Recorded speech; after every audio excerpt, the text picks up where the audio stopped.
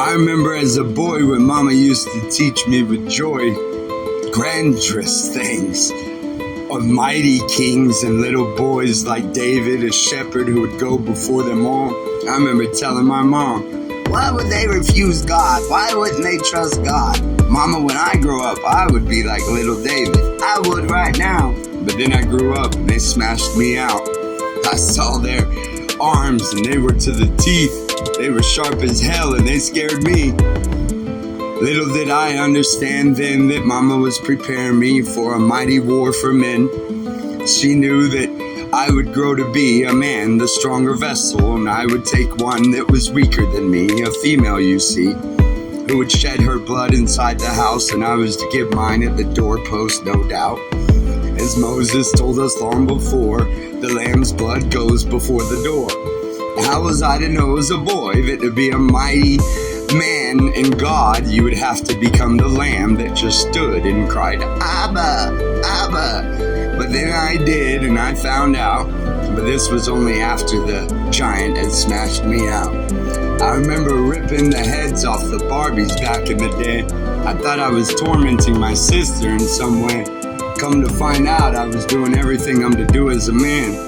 Not even give her a head so that she could profess with her mouth things that would be judged by him. And that he does the same, keeping her body so pure. I remember ripping the heads off them Barbies and claiming how my mutants that were ugly and naked and poor were the whole matter of all the scores. Little did I know that Barbie would grow to be hot in my heart, down to my lower head. I couldn't think anything ahead.